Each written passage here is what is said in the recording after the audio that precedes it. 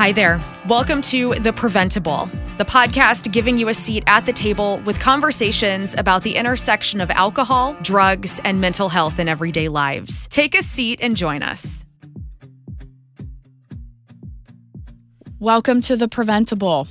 With me today is a guest that, quite frankly, I know nothing about. It's one of these times where a guest says, you need to interview blah, blah, blah. Or, oh, you know who you really need to talk to? And most of the time when I'm introduced that way, I don't LinkedIn search them. I don't Google stalk them or anything like that. I want to find out in real time why they have been recommended to be a guest. And today is that kind of a day. So with me today is Anthony Pickens Bay. He is with Cure Violence, and he is the husband of AJ Pickens, who was on here earlier this season. So welcome, Anthony. Thank you. Thank you for having me. So your wife's episode was pretty darn powerful. I agree. I Yeah. had an opportunity to watch it. Yeah. She's a very powerful woman. She is a powerful woman. She is the executive director of, tell me the organization. Community of Hope. And you are the assistant executive director of that, right? Correct. And so that organization, just to kind of refresh people if they happen to miss that episode. By the way, if you did, you should go back and listen because it'll give you goosebumps.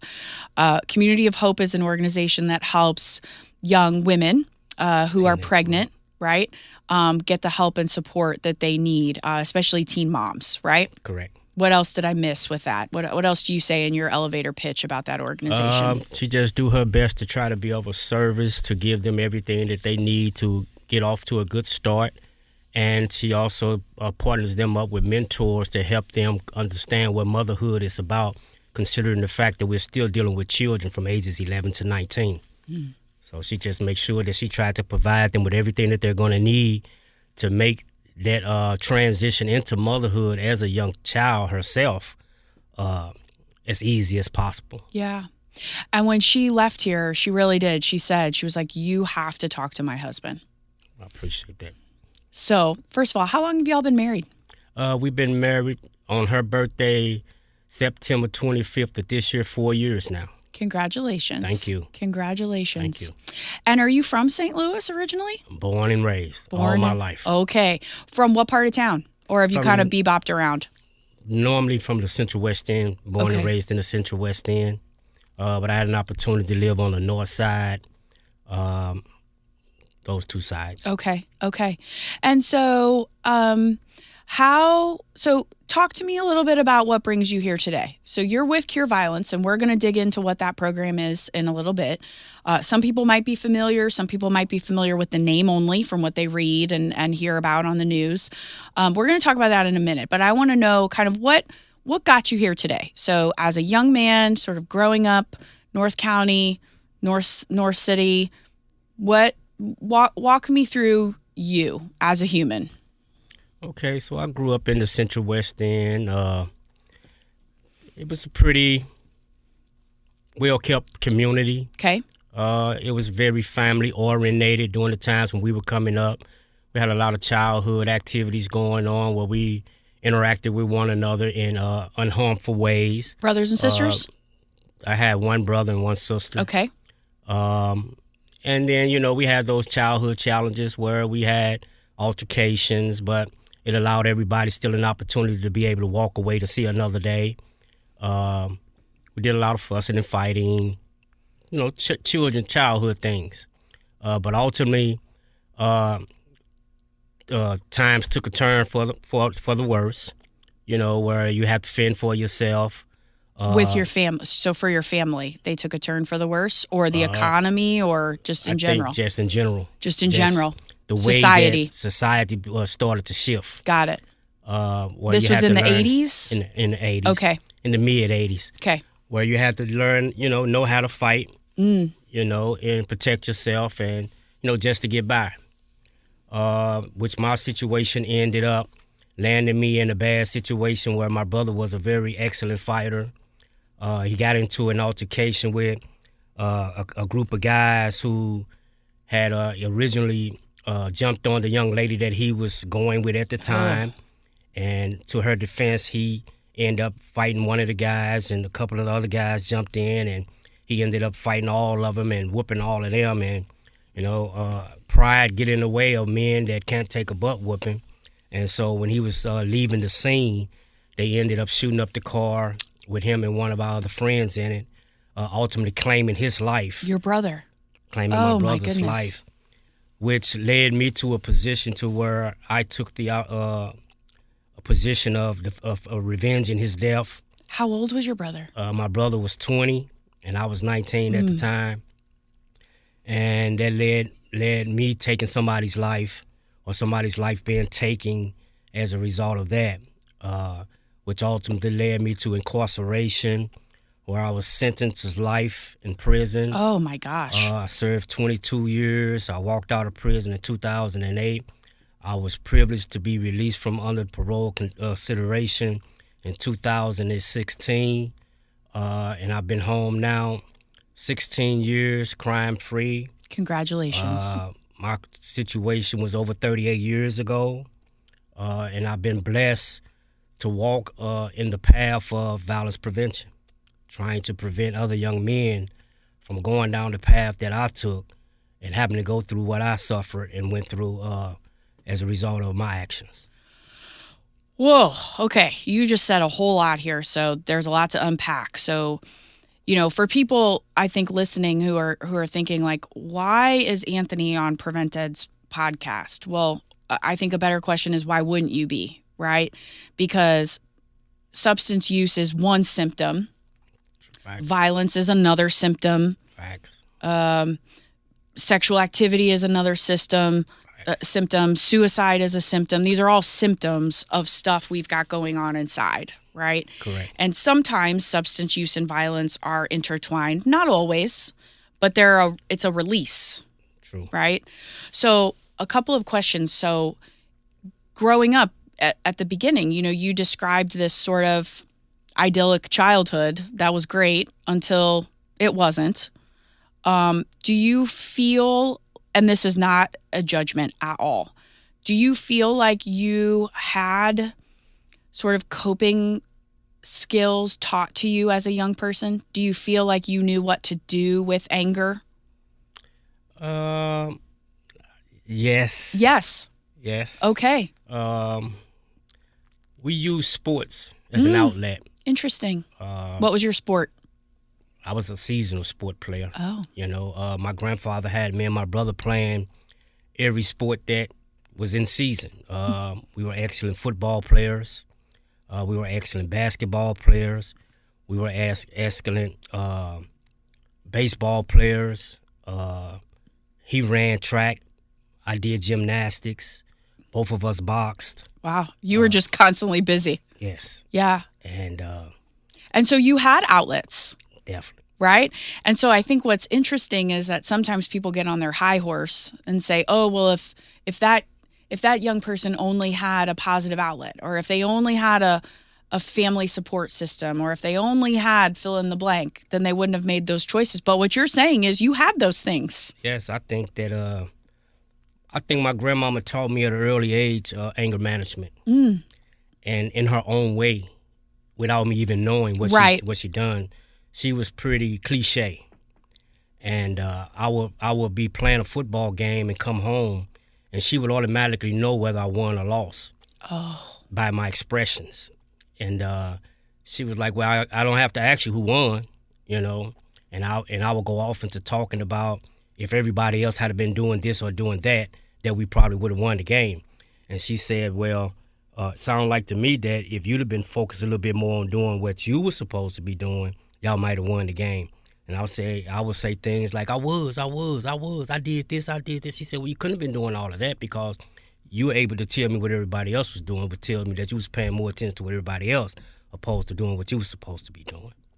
And I think that taught me how to channel my anger.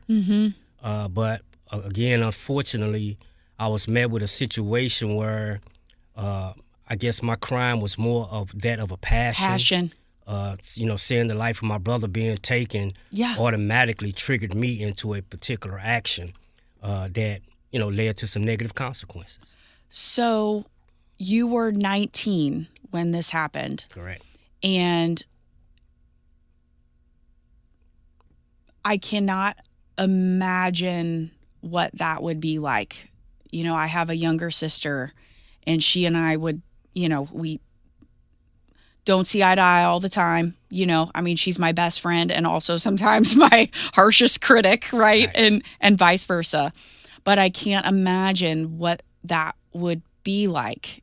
And so when you were 19 and were you there, or you just heard about it, but you Heard about it. Okay. So were you involved in sports and things at the time? Did you have these outlets? Yes, ma'am. And even still, you heard that this had happened to your brother, and it was a crime of passion. Yeah, because I was the first of all of the young men that we ran with that was expecting the baby. Oh my goodness! What another wrench in it. Okay. I had the baby already at 17. Whoa. And I remember my mom telling me that, it's not about you anymore. And that after school now, it wasn't about having fun. It was about going to work. Yep. She advised me, that you're going to go to work, get a job, help that girl take care of that baby. And I was coming home from work this evening, and I can see the neighborhood that we lived in full of police sirens and ambulances. And I'm walking toward this scene, and people are running towards me and telling me that it was my brother who was shot in the midst of whatever's going on down there. And when I arrived up on the scene, the ambulance was just in the process of pulling off, and I ended up following the ambulance to the hospital only to receive the news that he had been pronounced dead on arrival. And coming back to the neighborhood, these individuals that was responsible for it were still there in the business of trying to wrap up what they were doing, because it was a house party that was put on at the time, and they were leaving. And as I'm asking the individual about what happened, he's approaching with a sawed-off shotgun, and luckily, for whatever reason, he pulled the trigger. The gun didn't fire. He and I wrestled over the gun and got into a physical altercation where eventually we ended up falling down the steps, rolling out to the front lawn, where he and I began engaging into an altercation. And the individuals with him jumped in, the individuals with me jumped in, and it just led to an all-out brawl where this individual ended up basically being beaten to death to where his life was taken. Mm. I never really know whether or not if he was actually the one that pulled the trigger that killed my brother. Yeah. I do know that he was in the possession of a weapon at the time of my approach, and that led to our altercation. I'm sure I am not saying anything that you haven't thought of a million times, and I'm by no means no, I'm not going to say that part, but you were 19 and this was not even premeditated. And yet you got, what'd you say, 22 years? Life. Okay. What the hell is wrong with our system? Your prefrontal cortex hadn't even been developed, for Pete's sakes. And it's not like you did a drive-by. This is I was going to say that I'm not going to go off and talk about our system, but I am, because this makes no damn sense. Yes. 19, you've got a kid of your own. Your brother had just been murdered. You were in a fight. Yes. You didn't plan on doing that, and that you get life in prison. Facts. Whoa. Do you think that would have been the same sentence if you maybe had looked a little bit more like me, or maybe lived somewhere else? Or can you not even think about all that stuff? I think that. I think that when it comes to really prosecuting crimes, mm-hmm. that race is sometimes taken into consideration. Yeah. Along with who's behind the person that may be able to finance the person's situation a little bit better than others. I don't know. I think our society is far behind when it comes to addressing crime. I think that it's beginning to is being exposed a lot more than it has been in the past. Right. And so I think that the systems are at least trying to work towards being able to address it in a more equal manner than what has been displayed in the past.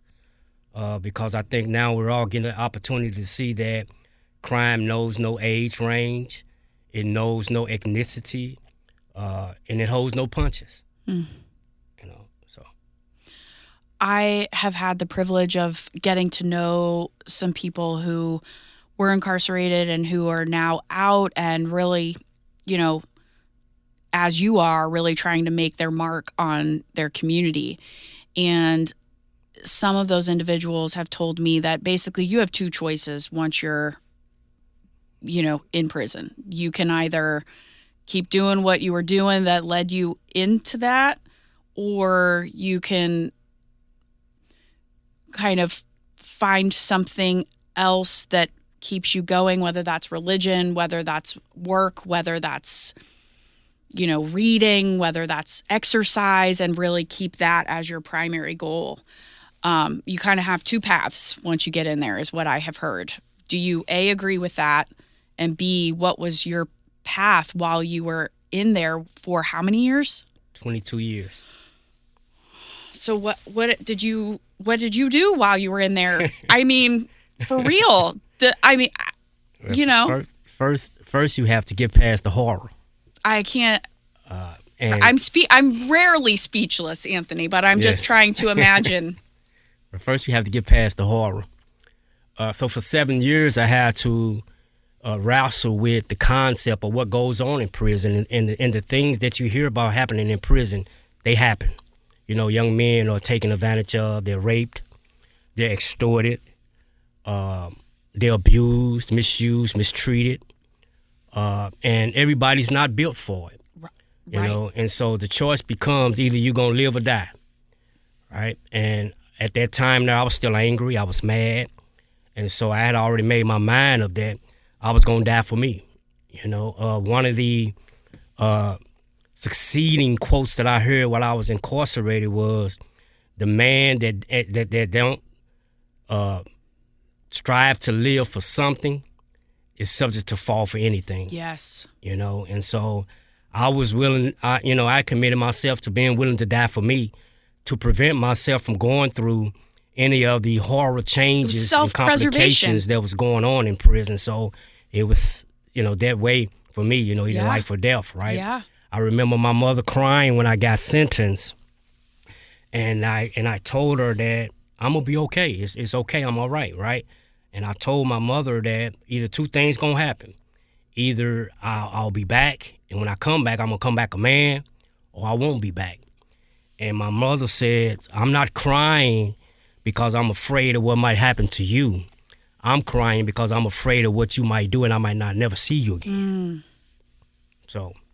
But after those 7 years passed me by, I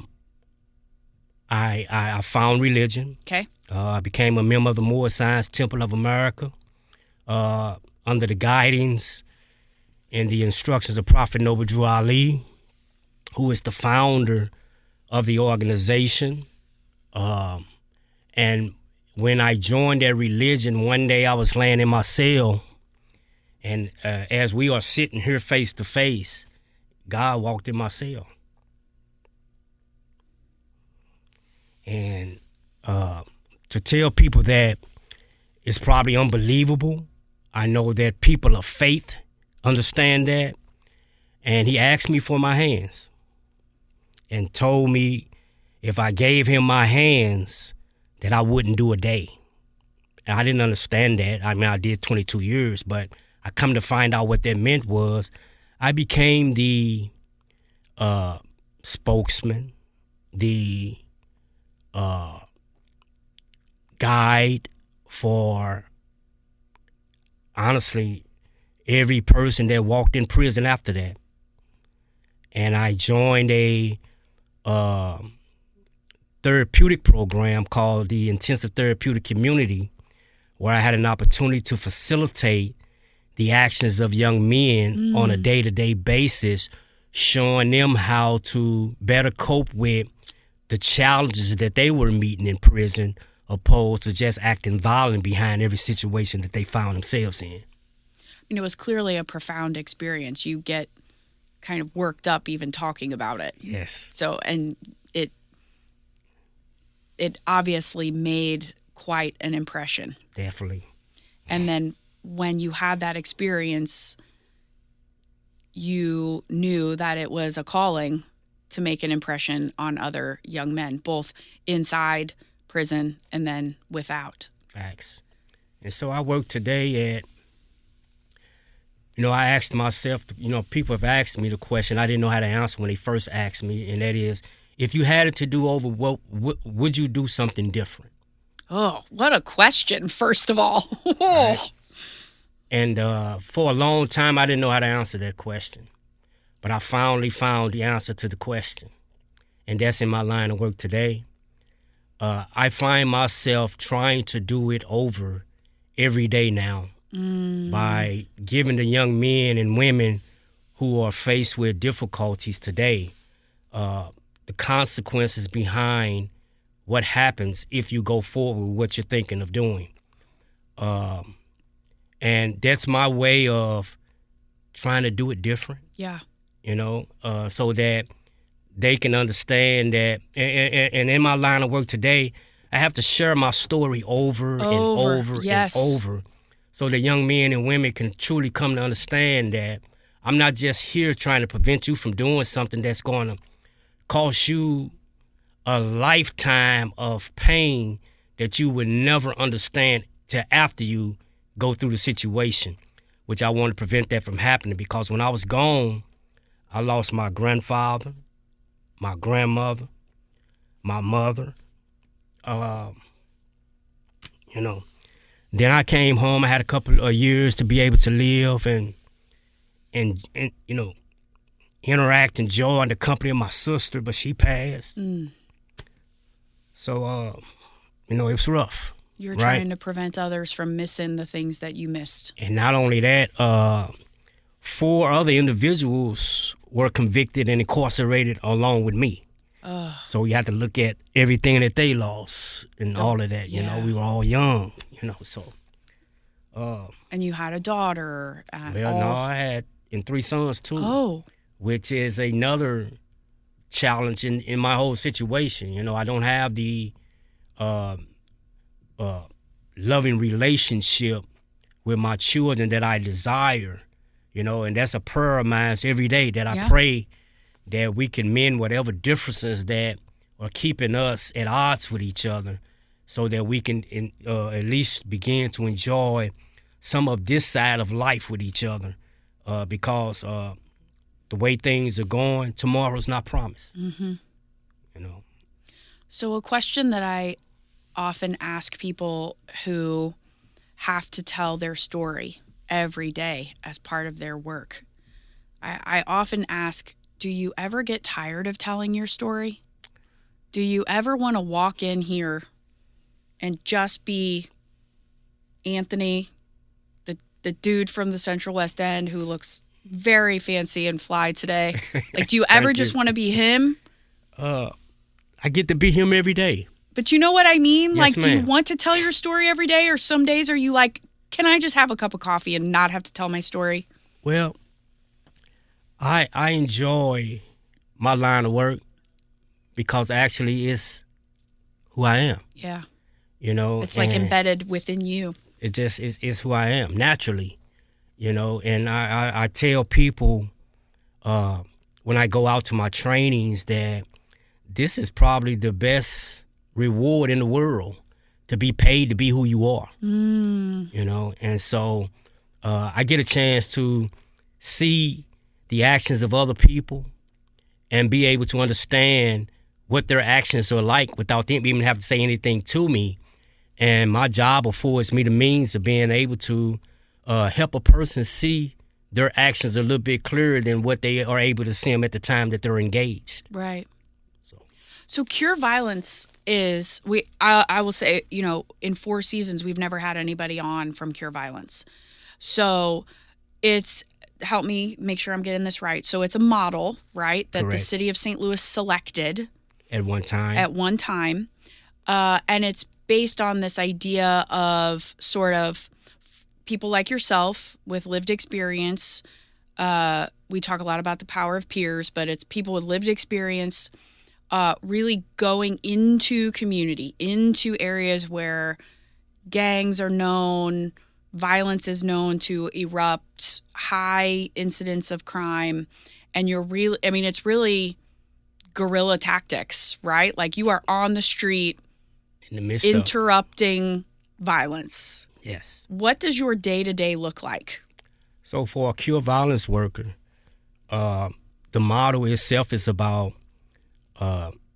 detecting potential situations that could occur, interrupting those situations, changing the mindset of the individuals that are considered to be high risk, that are those that are actively involved in the crimes that are taking place, and changing community norms, helping the community understand that violence is not normal. Mm-hmm. But anger is normal. Sadness is normal. All of those things are normal. Loneliness is normal.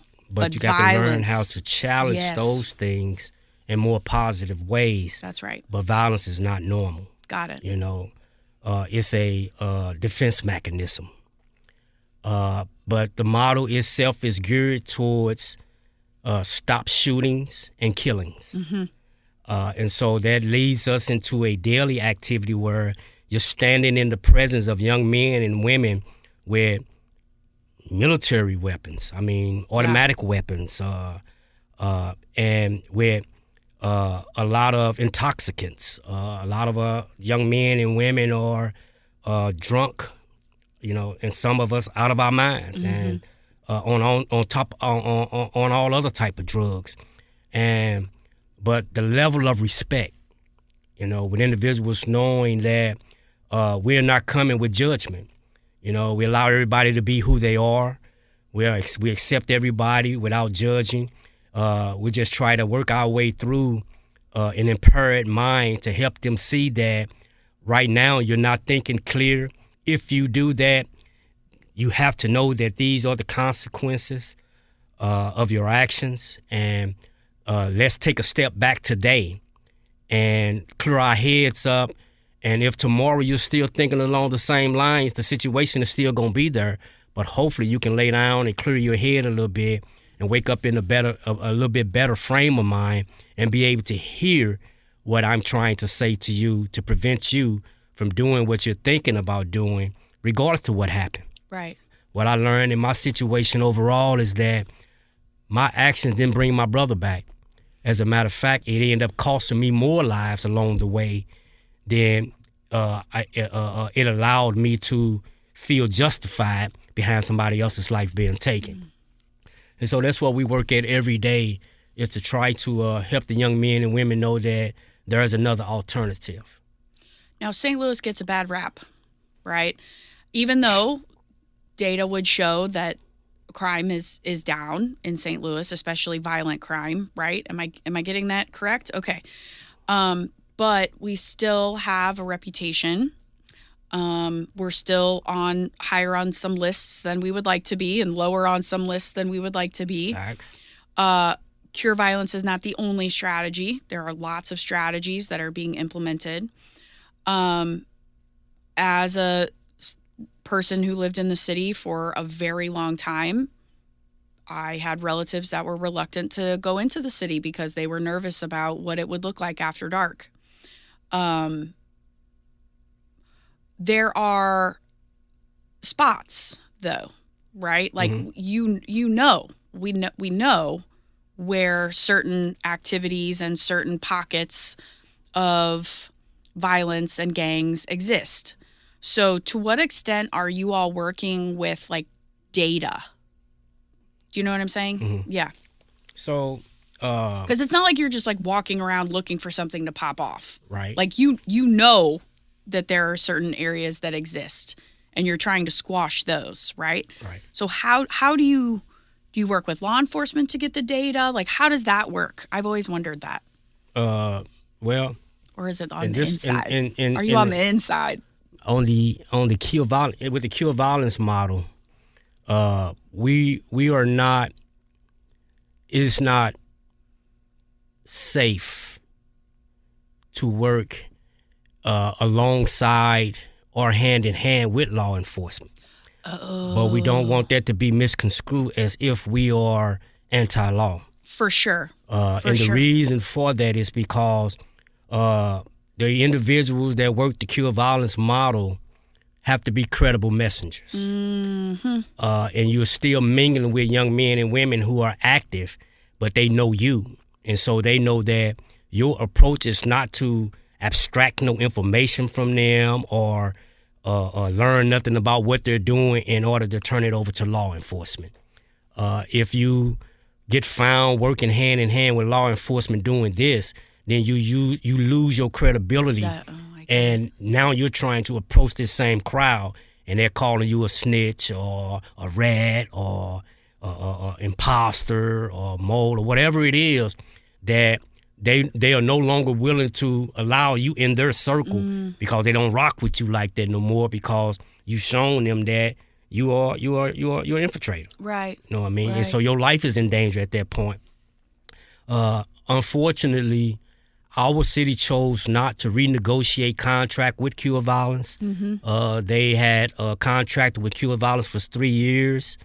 I was a part of one of the Cure Violence team as site director, starting off from a violence interrupter supervisor and site director for 3 years in Walnut Park, which was considered to be one of the worst areas in our city. The team that I worked with, we were responsible for help bringing the crime down, shooting and killing wise, 92.6%. I'm sorry, 92.6%. Yes, ma'am. Wow. But to your question about gaining data, the agencies that we worked for were able to abstract the data from law enforcement and pass that on to us so that we can take a visual look at what we were up against. Got it. That's how the data is obtained. I do want to take this time to say and encourage our city, encourage our whole city to get behind our violence prevention team that's here now, called Show Me Peace. And I commend them.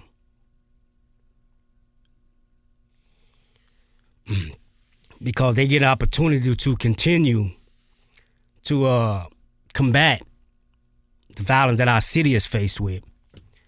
But they can't do it by themselves. Right.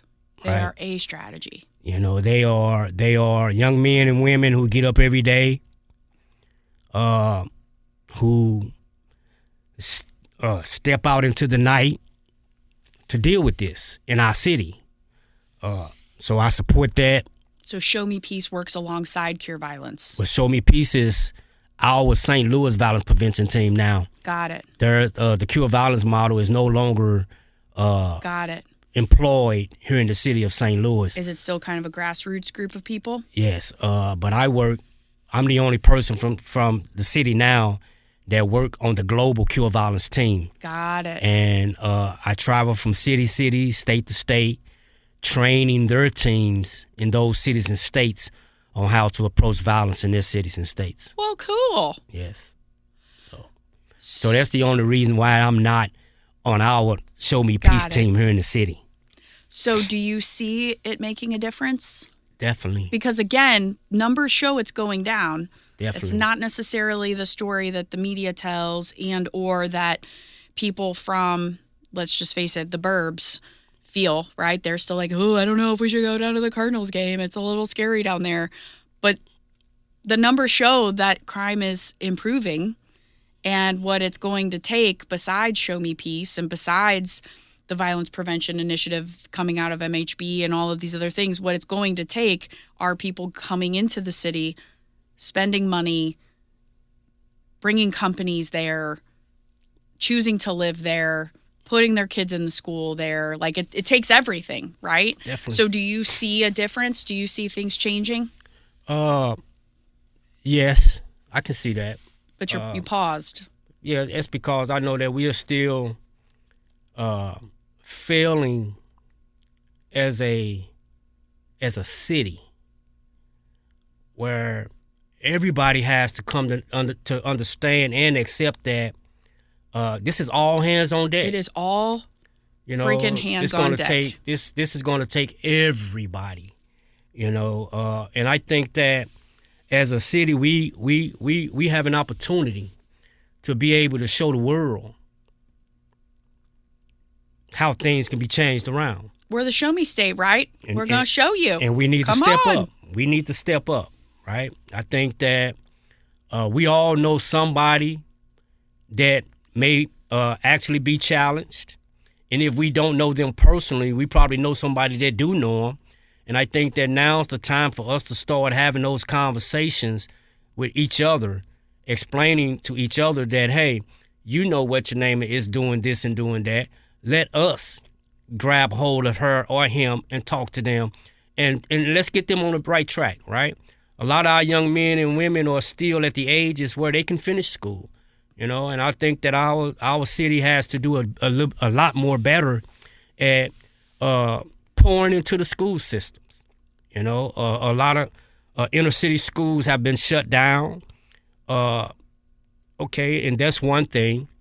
But now that we are starting to migrate and put our children in schools together in other places, we have to put in the necessary funding that's going to make sure that every child that walks into the school is going to get the attention and the help that they need in order to succeed.